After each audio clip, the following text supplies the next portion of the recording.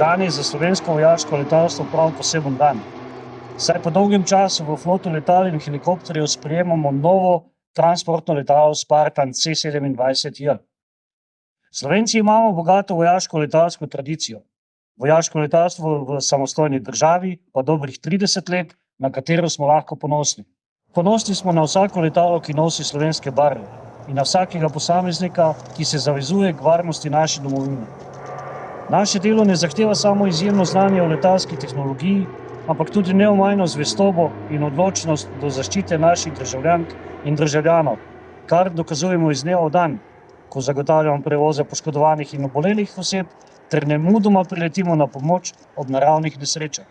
To letalo upajmo, da ne bo dolgo samevalo, ampak se mu bo malo pridružilo še drugo tovrstno letalo in s tem bo flota še bogatejša in bomo lahko rekli, da Slovenska vojska in Slovenija ima transportne zmogljivosti, ki jih potrebuje in ki si jih tudi zasluži. S takšno zmogljivostjo smo postali samozadostni pri izvajanju mnogih nalog, za katere smo bili do sedaj odvisni od drugih. Za izvajanje dodeljenih nalog pa moramo zagotoviti visoko raven pripravljenosti naših pripadnic in pripadnikov ter slediti tehnološkim napredkom, ki od nas zahtevajo stalno prilagajanje in nenehno usposabljanje naših ekip.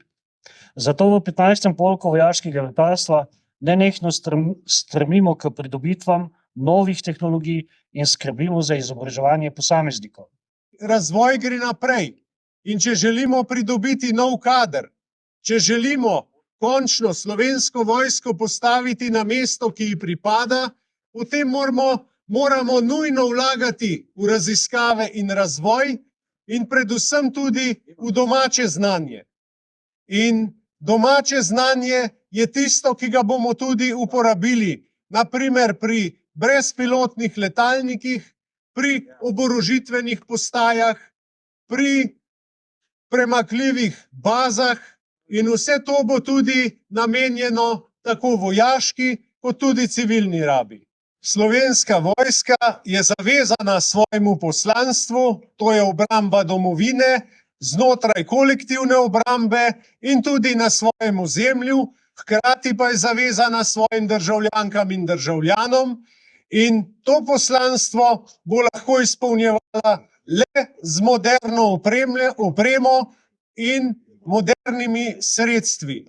Zato naj bo to letalo znamenje, da je Slovenska vojska pripravljena to izvajati tudi v prihodnje, tako kot je letos ob vseh ujmah bila skoraj prva na terenu, skoraj v prvih urah.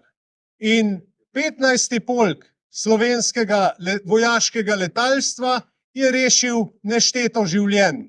In zato smo lahko hvaležni in zato lahko vsako pridobitev, ki jo sprejemamo v Slovensko vojsko, še toliko bolj pozdravimo in ko bomo lahko čez nekaj časa v Sloveniji pozdravili tudi 6 novih, najmodernejših helikopterjev, za katere smo podpisali pogodbo z istim proizvajalcem kot danes Spartan, se pravi s proizvajalcem Leonardo, in ob pomoči Italijanske republike s sporazumom vlada vladi, takrat bomo lahko rekli, da smo še bolj pripravljeni in da državljanke in državljani lahko še bolj mirno spijo, kajti gre za vrhunsko tehnologijo, kakršne doslej nismo bili vajeni.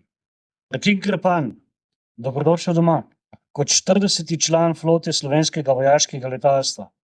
Naj te tvoje krila varno nosijo skozi naše modro nebo in širše, z željo, da je število vzletov vedno enako številu pristankov. Srečno, Martin Krpan.